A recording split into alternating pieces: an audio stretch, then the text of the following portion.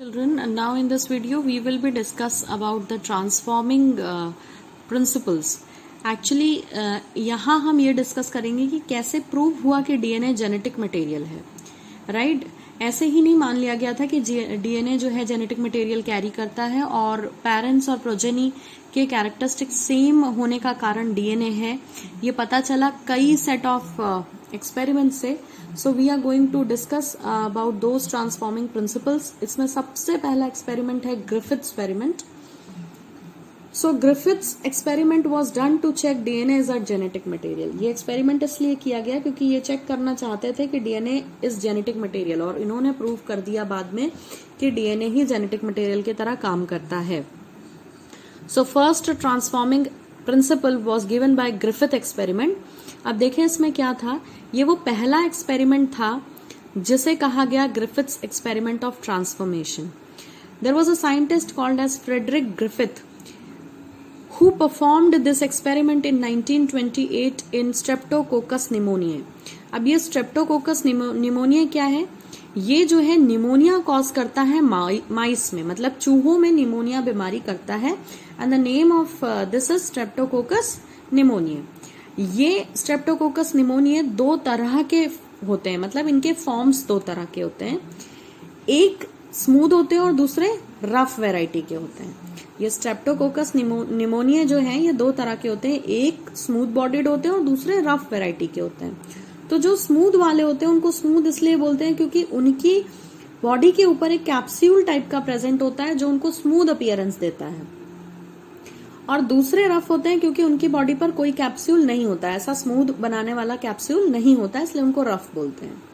Now you सी, जो smooth वाले थे जिनमें कैप्सूल प्रेजेंट होता था उनके 3 स्ट्रेन्स हो सकते हैं, S1, S2, S3। और जो रफ वाले हैं अगर हम उसके स्ट्रेन को R से रिप्रेजेंट करें तो R1, R2, R3। अब यहां ध्यान दें कि ये S1, S2, S3 पार्थिनोजेनिक होते हैं, सॉरी पैथोजेनिक होते हैं या वायरुलेंट होते हैं। पैथोजेनिक मतलब डिजीज कॉजिंग है ना। पैथोजेंस हम किन्हें बोलते हैं? डिजीज कॉजिंग जो होते हैं, जो माइक्रो ऑर्गेनिज्म बीमारियां कॉज करते हैं, उन्हें हम पैथोजन बोलते हैं। तो पैथोजेनिक का मतलब क्या हुआ? बीमारी पैदा करने वाले। So these strains way pathogenic, whereas R1, R2, R3 way non virulent और नॉन पैथोजेनिक, ये बीमारी कॉज करने वाले नहीं थे। Now what Griffith has done, in 6 strains में से 3 स्मूथ और 3 रफ में से उन्होंने अपने एक्सपेरिमेंट के लिए S3 स्मूथ का 3rd वन और रफ का 2nd वन लिया। स्मूथ का 3rd स्ट्रेन और रफ का 2nd स्ट्रेन, और उन्होंने अपना एक्सपेरिमेंट परफॉर्म किया। So now let us see what happened. आपको एक्सपेरिमेंट समझते समय ध्यान रखना है कि S3 जो है वो पैथोजेनिक है। अगर S3 आया तो इट इज एक्सपेक्टेड कि ऑर्गेनिज्म विल डाई, लेकिन अगर R2 आया तो पैथोजेनिक नहीं है, तो वो डिजीज कॉजिंग नहीं है और जो भी ऑर्गेनिज्म है वो मरेगा नहीं। Now see, this was the experiment was Griffith. Griffith ने क्या किया? R2 स्ट्रेन लिया जो कि पैथोजेनिक नहीं था, उसे इंजेक्ट किया माइस में, तो माइस सर्वाइव हो गया, वो नहीं मरा। It was all okay, it is expected, क्योंकि हमने क्या बोल दिया था कि R स्ट्रेन जो है वो वायरुलेंट नहीं है, वो पैथोजेनिक नहीं है, इसीलिए माइस नॉर्मल है और दैट माइस वाज सर्वाइविंग। मगर दूसरा एक्सपेरिमेंट इन्होंने किया, इन्होंने S3 स्ट्रेन लिया और उसे माइस में इंजेक्ट किया, and then they saw mice was dead. This was expected, क्योंकि हमने अभी बात की थी कि S3 जो है वो वायरुलेंट है, पैथोजेनिक है, तो इसीलिए वो माइस मर गया। ठीक है। Now what they did in the 3rd step, पहली स्टेप में उन्होंने R2 स्ट्रेन इंजेक्ट किया, माइस को कुछ नहीं हुआ, it was all okay, survived. In second experiment, second step, they took S3 strain और माइस में इंजेक्ट किया। S3 वायरुलेंट होता है, पैथोजेनिक है, mice died. These too were as expected, हमने पहले ही डिस्कस कर लिया। लेकिन 3rd एक्सपेरिमेंट में उन्होंने क्या किया? S3 स्ट्रेन को गर्म कर दिया, हीट कर दिया। हीट कर दिया तो S3 स्ट्रेन के कारण जो पैथोजेनिक इफेक्ट था वो खत्म हो गया, या ये कह लें कि S3 वाले जो भी वायरसेस थे वो किल हो गए क्योंकि आपने उन्हें हीट कर दिया। और S3 वाले हीट किल्ड को माइस में डाला, तो क्योंकि वो हीट किल्ड हैं, आपने उनको गर्म करके खत्म कर दी उनकी एक्टिविटी, इसीलिए माइस पे कोई असर नहीं हुआ, माइस विल सर्वाइव। देखिए, अगर S3 को नॉर्मल कंडीशन में डाल रहे थे तो mice was getting dead, it was not surviving. लेकिन हीट किल्ड S3 लेंगे तो वो सरवाइव करेगा, क्योंकि हीट किल कर देने से इसका पैथोजेनिक इफेक्ट खत्म हो जाता है। ठीक है, अब इसका मतलब क्या है हीट किल्ड का? So I have written here Streptococcus pneumoniae were heated, इनको हीट कर दिया to death and then injected. तो स्ट्रेप्टोकोकस निमोनिया को हीट कर दिया और जिससे क्या हुआ कि उसका वायरलेंट इफेक्ट खत्म हो गया, क्योंकि वो मर चुके हैं वो वायरसेस। और मरे हुए वायरसेस, हीट किल्ड का मतलब ये है कि डेड वायरसेस को आपने क्या किया, इंजेक्ट किया माइस के अंदर, तो माइस विल सर्वाइव। ये भी एक्सपेक्टेड है। अब देखिए फोर्थ एक्सपेरिमेंट में ट्विस्ट था, यहां से उन्होंने कंक्लूजन बाद में निकाला है।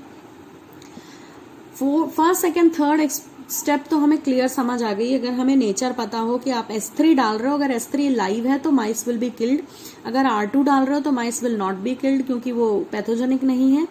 और S3 को अगर हीट किल करके डाल रहे हो कि आपने वायरस की एक्टिविटी खत्म कर दी, उसे हीट किल कर दिया है, तो भी वो माइस सर्वाइव करेगी। लेकिन फोर्थ स्टेप देखें, उन्होंने क्या किया, R2 स्ट्रेन लिया, R2 तो नॉन पैथोजेनिक है, साथ में हीट किल्ड S3 लिया, यानी फर्स्ट स्टेप और थर्ड स्टेप को मिक्स कर दिया।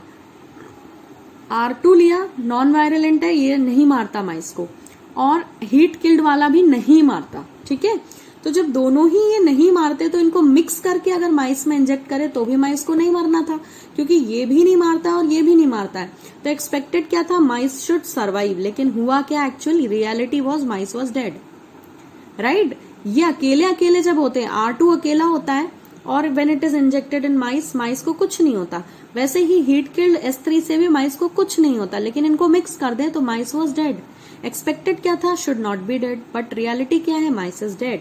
अब ये जो ऑब्जर्वेशन था, इसी ने ही सारी की सारी आगे की information the. Now, on the basis of the above 4 steps, what is the conclusion? So, conclusion of Griffith experiment then was, Griffith said कि R2 जो strain था, जो कि लाइव था, यहाँ R2 लाइव था लेकिन S3 हीट किल्ड था, तो ग्रिफिथ ने कहा कि R2 which was live should have made heat killed S3 to live। देखें इस स्टेप में क्या हुआ, R2 तो लाइव था लेकिन S3 को आपने हीट किल कर दिया था। तो ग्रिफिथ ने जब देखा कि इन दोनों के मिक्स करने से माइस इज नॉट सर्वाइविंग, तो उन्होंने क्या कहा कि ये जो लाइव थे, इन्होंने पक्का इनको लाइव बना दिया होगा, S3 को लाइव बना दिया होगा। अगर S3 लाइव होगा तभी तो माइस डेड होगा।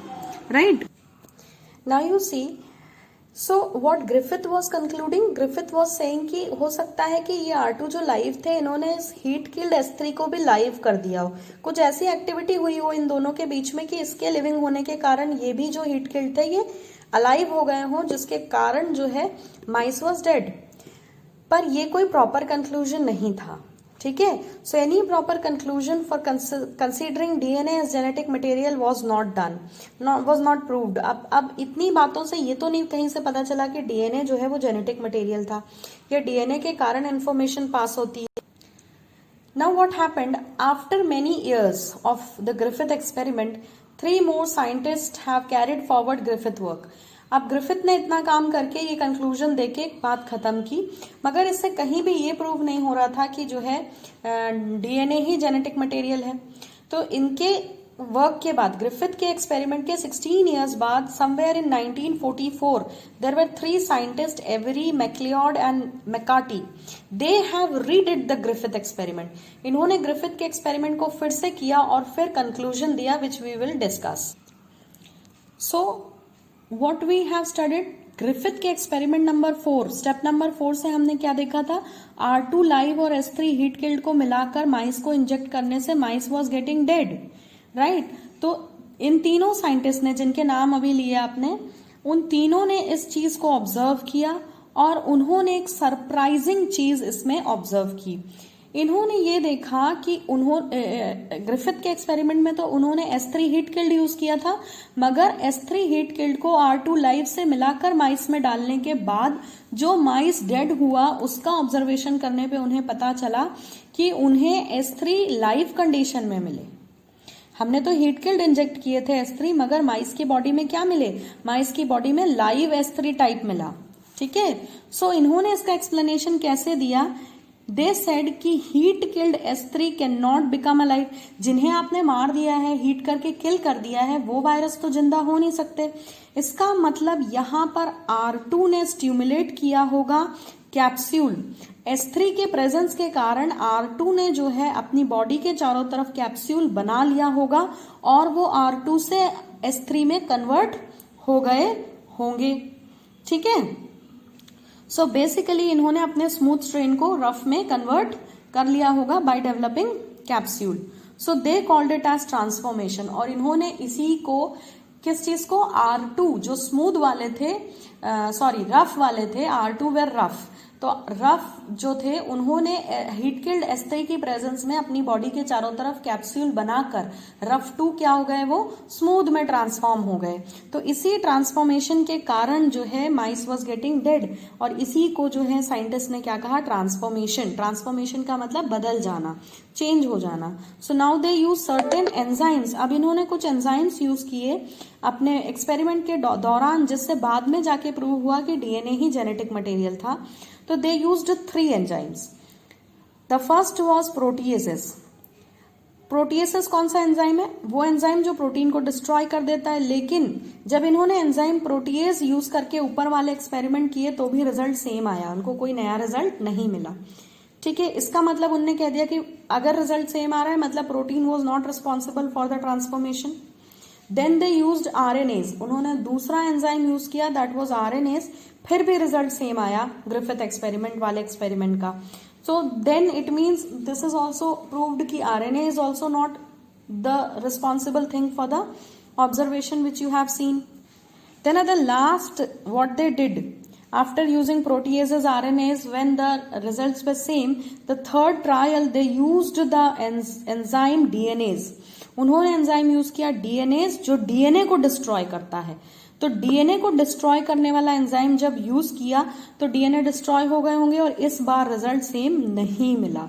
एंड देन दे कंक्लूडेड कि इस एक्सपेरिमेंट के बाद ये प्रूव हो गया, after using enzyme DNase which was destroying DNA, this was proved that DNA is a genetic material. So this is how Griffith's experiment was redid by your 3 scientists, and it was proved later on that DNA is the only genetic material which carries information from one generation to other. So thank you for watching. I hope Griffith experiment was clear to you.